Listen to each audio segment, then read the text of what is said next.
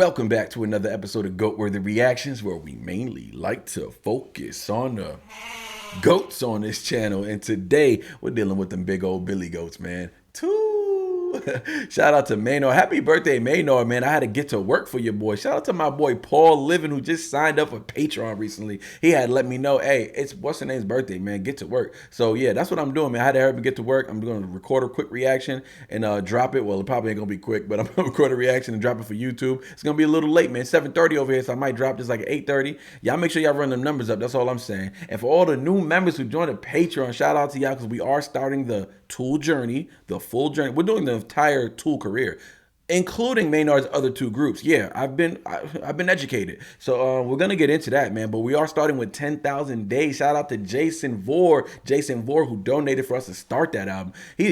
Jason did a big donation. He's the one that got it. He's the one that got the tool idea started for me on Patreon. So make sure y'all show love to Jason. Thank Jason in the comment section. But let's get it, man. Today we're doing Schism by Tool, and y'all been telling me do the lyrics because sometimes it'd be hard to understand what Maynard's saying. So I got the lyrics pulled up. I'm ready to go. I even got a lyric video, but I also got a lyrics to the side as well. So let's get into it. Let's not waste no more time.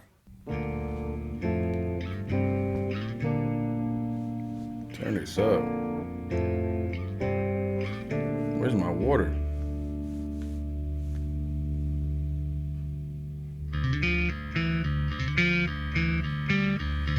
Oh my gosh. Oh my gosh. The intros are crazy.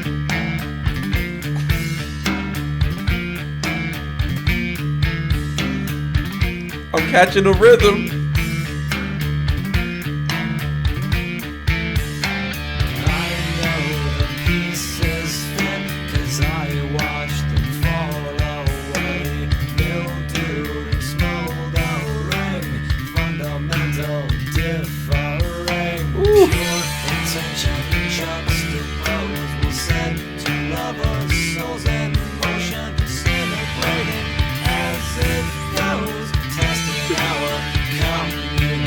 That's deep. That's deep.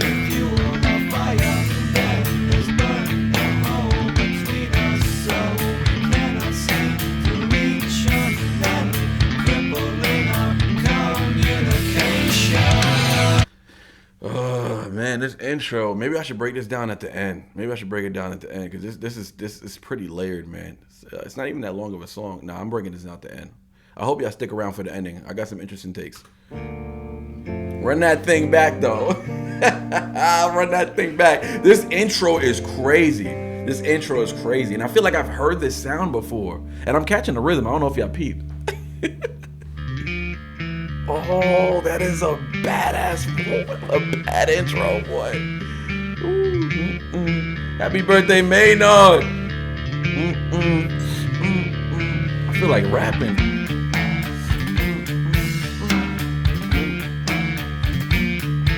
That's hard.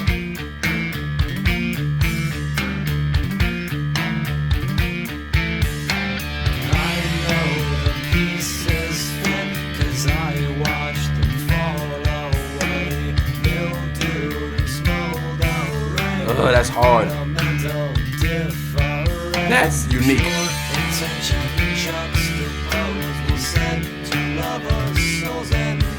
Wow.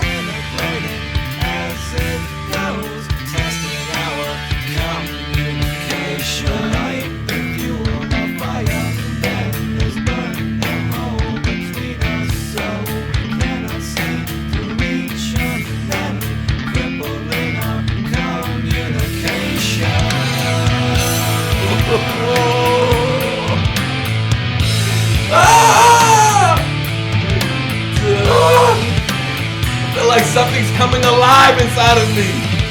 I know the pieces fit as I watch them tumble down. Okay. No fault, none to blame. I thought that was the chorus. I ain't gonna lie. I thought I knew something for a second. All right, run it back a little bit because this is a whole new. He switched it up. He added some different words now.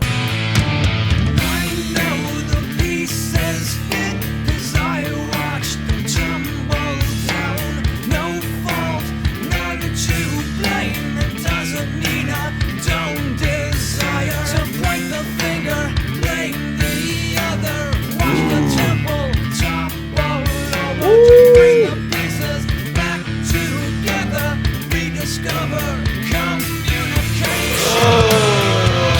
the theme.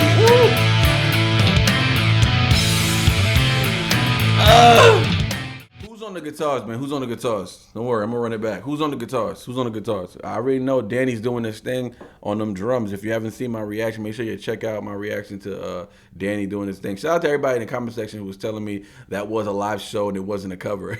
The funny thing is, I don't know if y'all peeped in my reaction to Danny Carey doing this thing with Pneuma. I actually thought someone was performing. I think I said in the reaction, I got to rewatch my reaction. I'm not sure. I was definitely thinking that they were performing, and then I was thinking that the dude in the background was actually Maynard. I was like, was that Maynard with the spikes? I saw spikes. Then I thought to myself, no, he used to have spikes. He doesn't have spikes now. He's bald now. I'm acting like I know what I'm talking about. I like the theme of communication. There's a lot to talk about.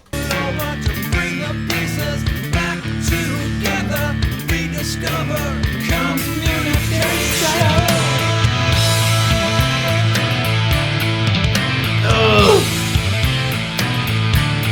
So unorthodox. I hope it just breathes right here. I don't need words right now.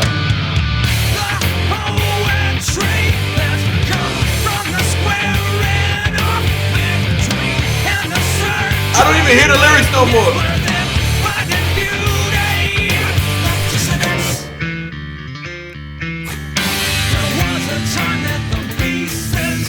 No, hold on. What? What was that? Run it back!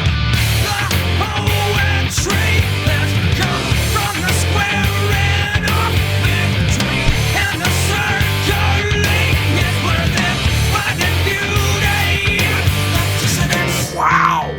And he knows how to rhyme over the beat. Okay.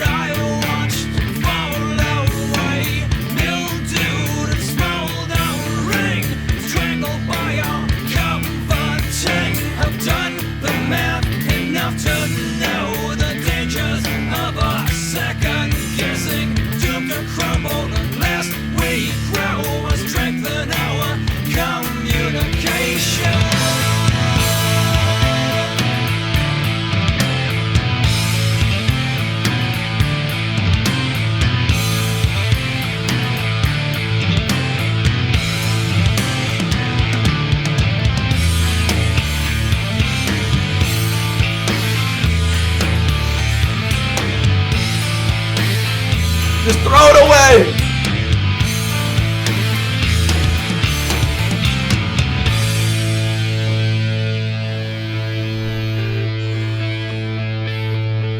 We're only halfway through.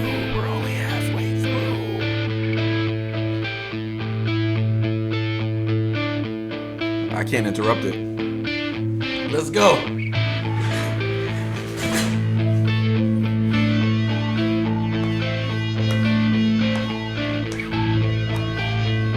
I want to break something.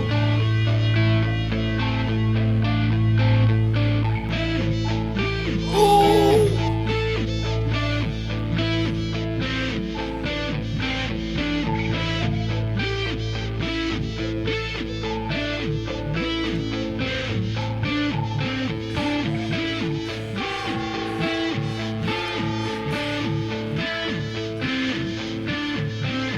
Oh my God.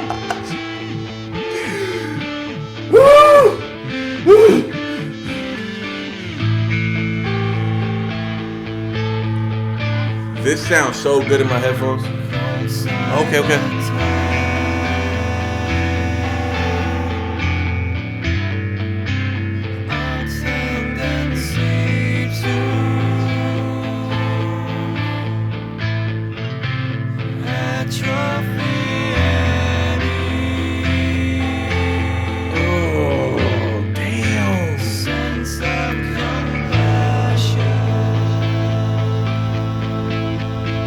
The writing is crazy.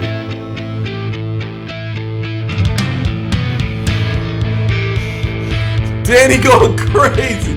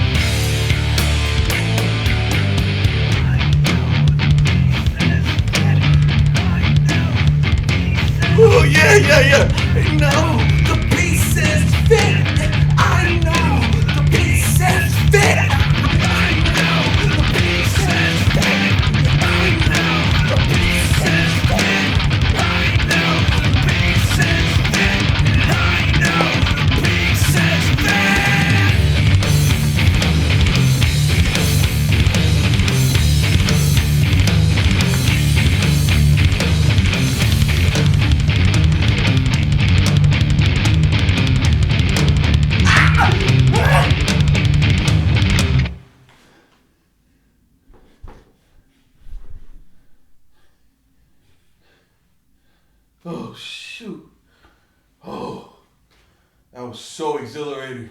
All right, so let's go back to the beginning. Now that I got my gears intact. When he first started off with the I know the pieces fit, I felt like we were going to head into something different, right? Because it felt like reflection after, I guess it sounds like he's talking from a point of view after something already had collapsed. You know, whatever this may be, because he's talking about like a specific type of relationship, but he's very general with it, which works for me because, and works for most people because there's so many ways you can layer this and look at this. And this song, these lyrics are an implication for many types of different relationships, makes this even more, which makes Maynard even more of a genius because I know the pieces fit. I watch them fall away. So that's not confusion. That's just like, that's a way of awareness, really, because he's looking back at something that once made perfect sense, right? But instead of, I guess, breaking suddenly, it really just decayed, which is like the wordplay with the mildew and the smoldering. Like that's slow damage, neglect. You know, he's describing something that sat out for too long, you know, without being fixed. Sat out, you know, mildew, molding, like all that kind of stuff. The verbiage he's using is so lyrical. It's very lyrical, very lyrical. He's a hell of a writer. But one of my favorite things, is which caught me early on, was when he said, and fundamental differing. Huh? Like just the fact that he paired those two words, and just the verbiage in which he speaks is so impressive, which makes him a wordsmith and a lyricist. And not all the time a wordsmith is going to be the lyricist, and most of the time a lyricist will be a wordsmith. But the thing about the lyricist and the wordsmith, why I point those things out and why they're different and why they're special in their own right, is because when somebody is composed of both, it makes them a very dangerous person musically and through conversation. He's a high intellectual because Maynard here is a lyricist and he's a wordsmith. Wordsmiths are someone who uses words. A lyricist is someone who writes words. You know, a lot of times can perform the words as well, but can't always, you know, have a type of conversation that would make you think he's a wordsmith. For instance, someone like Eminem, the most extreme lyricist that's ever existed in rap, period, is an extreme lyricist. He's a wordsmith in the music, but not in interviews. In interviews, he's somewhat socially awkward. In interviews, he doesn't speak like a high intellectual. He speaks pretty normal. He's very relatable in interviews, right? So that's one interesting factor, right? But he's also a wordsmith when writing. But you wouldn't really consider him somebody slick or sly with the words in person. Maynard here is the same. I don't know what he's like in interviews, but there's a lot of people who are good wordsmiths. A wordsmith doesn't mean he writes lyrics. You know what I'm saying? Wordsmith is someone who's just good with words, good with using words. I'm really impressed by just his pairing of words, the verbiage, just the way he speaks is just one of my favorite things. It's one of my favorite things when I'm reading the lyrics. Fundamental differing, that tells you right there. There's something wrong. Fundamental. We don't even have the fundamentals right? Our fundamentals are not aligned. Basketball, you can have all the tricks in the world, but the fundamentals is going to get the job done. That's how we play as a team. You know what I'm saying? So there's a pairing, there's a relationship there that fundamentals play, and they're the foundation of any relationship, of any team idea.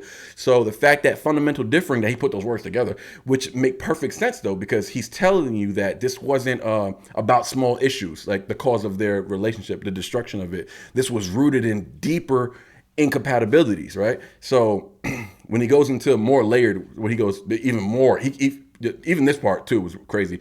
Pure intentions juxtaposed. First of all, I love the word juxtaposed. I use it a lot when I write rhymes. But that's powerful because he's suggesting that both sides might have meant well.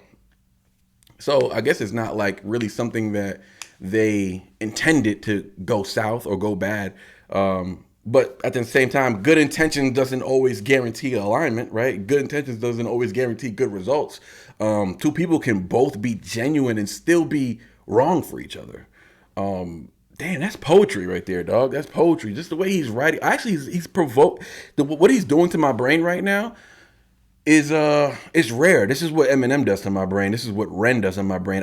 This doesn't happen to my brain often. I'm gonna be honest with you.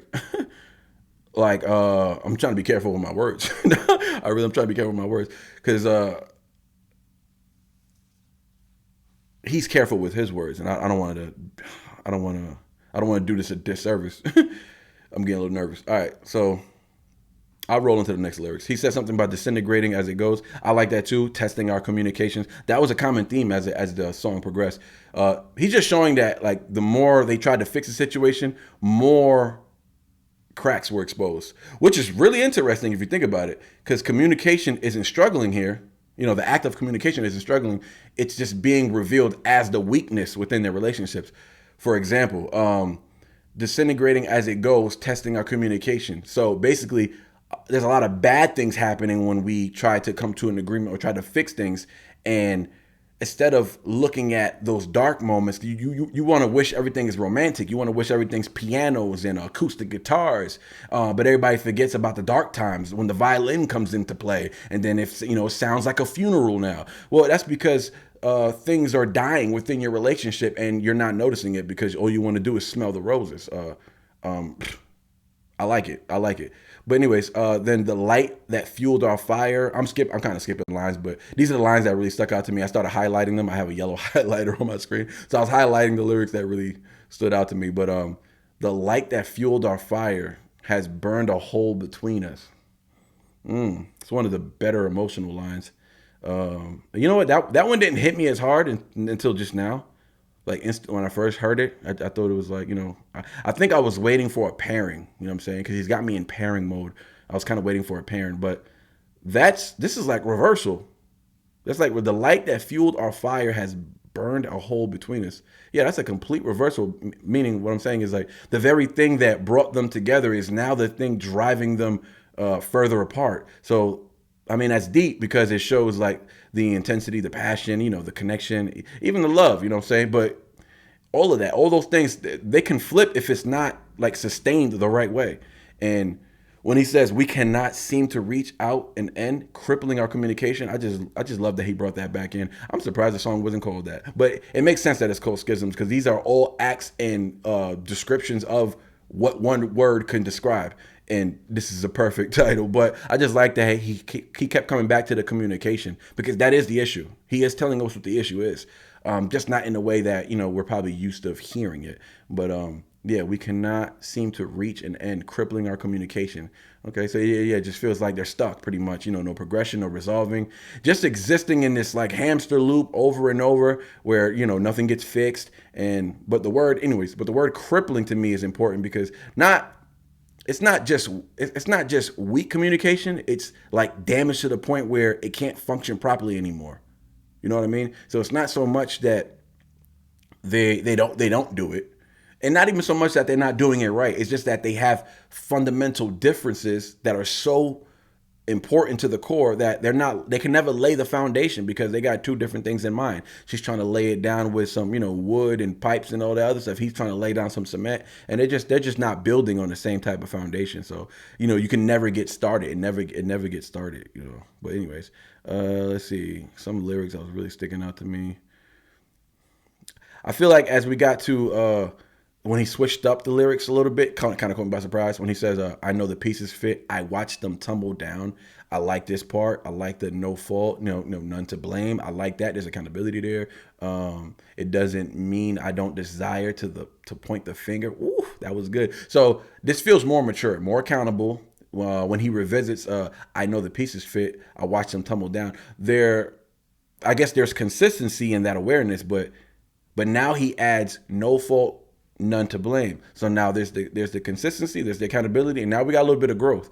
But he's very real though, because right after he's stepping away from the ego for sure. That's a good thing. But just stepping away from the ego is not enough though, right? So at the same time, he admits he doesn't mean I don't desire to point the finger. So that's human nature, right? Wanting to assign blame, even when it's not that simple, right? Even though it's not that simple. And we've all been there. I've done that. And the imaginary shifts pretty heavy when he says, watch the temple topple over. I always think like a lot of the verbiage he uses, a lot of the words he uses, they're very biblical, very biblical. And I can definitely appreciate that. I wish I tapped into more of the biblical work because then I would probably have a reason to why he does this so much. I have been told that Wings Part 1 and 2 is pretty spiritual, right? Pretty spiritual. There's a spiritual foundation behind them with his mother passing. She was ill. I think she was paralyzed. I'm not sure. She went through a lot. One of the fans told me to check out Judith first, and then do Wings for Mary or Wings for Marie, part 1 and 2, and then follow that up with Right Into. So a lot of people were telling me not to do that. They said it was going to be a little too aggressive for me. But I want you guys to know that I'm pretty. Yes, I'm a Christian. Yes, I believe in Christ. Yes, I believe in God. Yes, I believe in the Holy Spirit. Of course, I believe in the Trinity. Yes, but I just got here 2 years ago. You know what I'm saying? I just found my faith 2 years ago, and I lived a wild life before this. Like I've been through a lot. You know what I'm saying? I've been shot, I've been stabbed, I've been in street wars, I've been in all types of stuff. I've been in all types of things. I experienced a lot of things, and I've learned a lot of things, right? But at the same time, I was once somebody else. So what that means is not that I'm going to directly relate, but I am going to have an understanding of being somewhere else and then being somewhere else later on. So there's no judgment here, right? So I just want to make that clear. But it's chronological, so I think that is the order I'm going to do it. I think it was a good suggestion, and I think you guys need to have a little more faith in me. I'm going to be all right. I'm not your typical. I ain't your typical Christian. You know what I'm saying? And that's no shot at them, but I'm just not your typical Christian. I come from a different world that most Christians do. The imaginary shift. I feel like just with the temple topple, I don't know, man. Just with watch the temple topple over. I mean, that temple represents something sacred, man. In any facet, any conversation, that temple means something sacred, something something built with meaning. At the end of the day, right? It isn't just like a relationship. It's something they value deeply. Him and this person, or I don't really know what he's talking about, to be honest with you, and I'm not gonna assume, but I'm still gonna admire the lyrics because to me it's very poetic.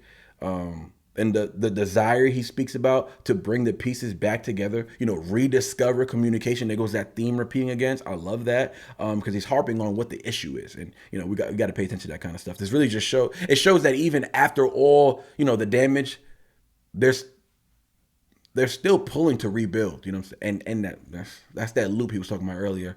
That tension between acceptance and desire is a scary place to be because you just want to fix it. But that's really where this whole, I feel like, section really lives.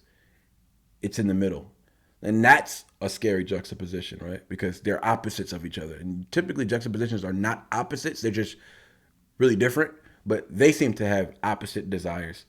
The poetry that comes from what? This part I understood the finding the beauty in the dissonance. I love that. What was that? The poetry that comes from the squaring off. Oh yeah, the squaring off. Right. That was cool. I like that too. It's subtle. It's still very Tool to me, if that's appropriate to say. I say it was still Tool because I don't feel like Tool so far in my experience are subtle. But to me, they found a tool. He found a tool way to put it together. You know what I mean?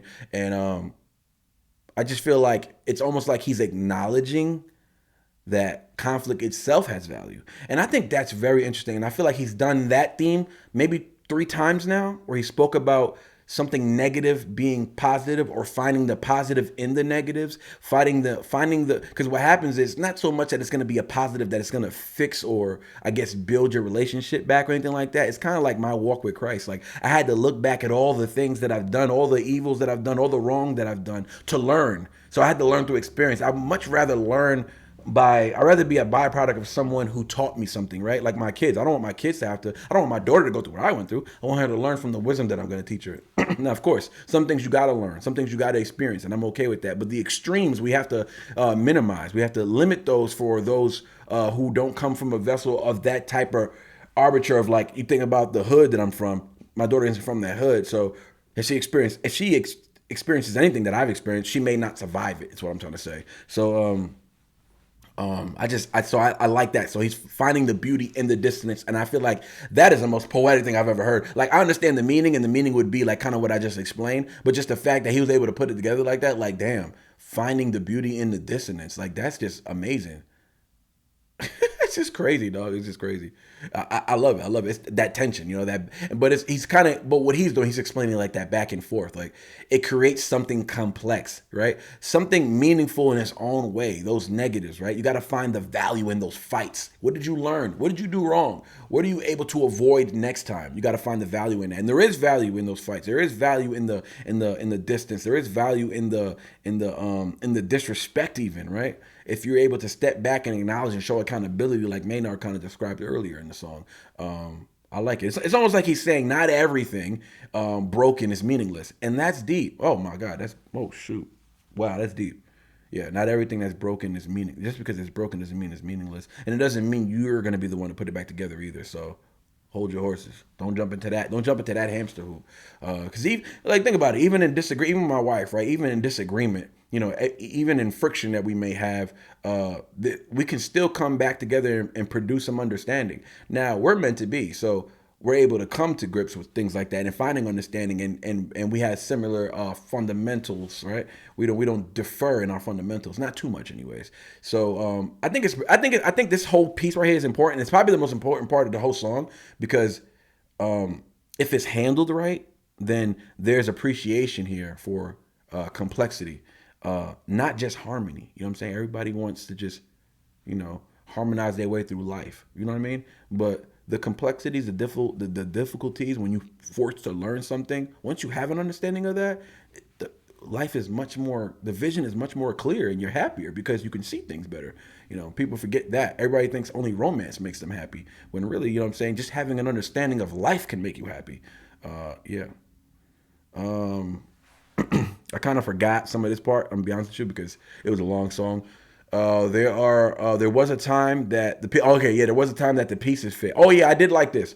There was a time that the pieces fit, but I watched them fall away. That's a little different from earlier, right? Because it's almost like all right. So this is like a full reflection, right?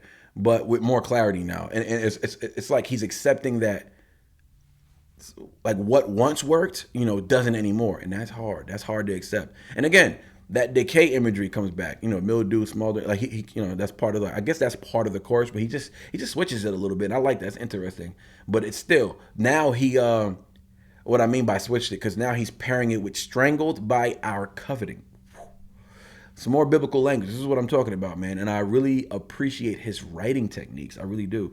I can never write like this. I'm a good lyricist when it comes to raps, but it's much harder to use less words and still sound very deep and still be recognized as a lyricist. It's a little easier to fool people when you use more words, high intellectual words, but lose the depth of their meaning. So you're kind of just, you're fake. You know what I mean? Not that I do that, but I'm just saying a lot of rappers think they're lyricists because they use a lot of words and because they use high intellectual words. But you're gonna expose yourself when you're not using them properly or when you're using them inconveniently. So you're using them in places they don't need to be used when a lot of the time simple is more. So I think a lot of people get caught up in that, and the masses get fooled because the masses are the masses. But I just think that word coveting. I just think it's interesting that he uses these type of words because it really suggests that desire goes too far. It goes too far, and I'm not gonna disagree with that because wanting too much, expecting too much, maybe even trying to like possess instead of appreciate is a lot of the times the issues in relationships, right? And I've done the math enough to know the dangers of our second guessing. Pretty analytical, I would say, almost detached. He sounds like he's studied the pattern enough to understand why it failed. And he could be talking about, and he could be talking spiritual. I don't know enough about his relationship with his mother, but a lot of this is starting to come to me as a relationship towards his mother. Maybe the Lord is involved. The Lord he doesn't, acknowledge, or he acknowledges the Lord plenty. We know that. What I think he challenges and what still considers him an atheist, he still may be an atheist or agnostic or whatever the case may be, right? Simply or non-believer, simply because he acknowledged the Lord, right, but denies his position. It's a little different than your casual atheist. You know what I'm saying? Most atheists just don't believe in God. God is fake. God ain't real. Da da da. Maynard here speaks about, we all come from one breath, one word, and one spark. That sounds like the Father, Christ, and the Holy Spirit. I mean, I'm just saying, whether he intended that or not, words like that sometimes fall on our lips, delivered by the Lord. If I may, sometimes that happens. It's a learning progression. But at the same time, if we remove that concept, right? It's still an acknowledgement of God and now what he could do, right? Because if he could be someone who blames the Lord. That's not exactly your casual atheist. He can whatever happened to his mom. I don't know what happened to his mom exactly, but I would have to read more comments. But he could blame the Lord for that. You know what I'm saying? So now he's not denying his existence. He's not saying, "Mom, why do you believe in this? This is so dumb." He's saying, well, let me not. Damn, I don't want to put words in his mouth, but he could be someone who takes the position of, you did this, as opposed to you're not real. If you're real, then why did you let my mom die like that? More so, he's like, you might be real, but you're a piece of crap. You know what I'm saying? He could be one of those because I know people like that, and I think this makes more sense that the writer comes from that type of mindset. I'm eager to hear Judith or which I forget which one comes first, but yeah, I gotta hear that stuff because I need to know where he sits, and I don't want you guys to be scared of me, listening to that music. But so the word, yeah, so so I've done the math enough to know the dangers of our second guessing. Okay, I like that, and what is he kind of ends that verse a little bit. Doomed to crumble unless we grow and strengthen our communication. Again, back with the communication. So I guess the conclusion is clear now to him, right? So that's the thesis of the song right here. I know we spoke on that a little earlier, but the growth and communication aren't optional. They're necessary, as they should be. So without them, collapse is inevitable. So cold silence has a tendency to atrophy any sense of compassion. I just don't even know how someone writes that. This is what I mean by I can never be a lyricist like this, because how did he write that? Cold silence has a tendency to atrophy any sense of compassion. The ending is quite heavy and it's quiet and heavy. Let me put it that way, right?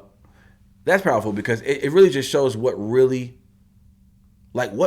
kills connection, right? It isn't always conflict. It's silence, I think. I would say it's silence. It's distance. The absence of effort, even. Because you can't just say people just stopped feeling something, right? You can't just say compassion just disappears all of a sudden, right? No, you got to be realistic if you want to, fix a situation, resolve a situation, or properly walk away from a situation. Compassion doesn't just disappear. It technically just weakens over time when it's not exercised. Just like any muscle in your body, if you're not exercising, you stop going to the gym for 6 months, you go back, you may not be able to lift that same weight you did before. You know what I'm saying? If you stop reading, I'm a reader, so if I stop reading for a while, and I try to read again, even when I stop reading for like 3 months, I go read again, I'm a little slower to read. It's because I'm not practicing that, that memory muscle. Or same here, same as he's describing here pretty much. The compassion, that act of love, the act of, empathy, I guess, it weakens over time because you're not being practical with it. And when he repeats towards the end, which is one of my favorite parts, between supposed lovers, interesting that he uses the word suppose, right? He wants suppose to stand out, is my opinion, because suppose is the word that pretty much questions everything. So were they really what they thought they were, or were they just, I guess, playing a role that eventually fell apart? Because whatever's not meant to be won't last, and that's just period. Kind of like life on Earth. Closing with, I know the pieces fit, once again, kind of repetitive, but I think he does that and it's intentional because it feels unresolved. Intentional, yes, but like even after everything, there's still belief that it could work. That's scary, dog. That's a scary place to be. And, maybe just that realization itself that it once did work, that's what makes it harder to let go. Because you've done it before. And if you've done it before, you think you can do it again. That's deep, man. Shout out to Tool. Happy birthday, Maynard. I kind of just did this one. Sorry if I kind of rummed through it really quick. I had some fun with it in the beginning. I really wanted to have fun with it in the beginning. And I saw how deep the lyrics were, and I was just like, nah, I got to sit with this one afterwards. So not typically my style of breaking down songs, but I hope you guys, was digging it. Hope you guys appreciated it. Get in the comment section, of course. Make sure you check out that tagged, I should say that pinned comment. It kind of leads you to the Patreon if you're ever interested. You could join for free. Like I said, you can even join the chat for free. I've opened my chat for free. And just be a part of the community, you know what I mean? And when you're ready to step up to tier 1, tier 2, tier 3, pull that trigger and join the family. No big deal. But love you guys. Appreciate you. We out.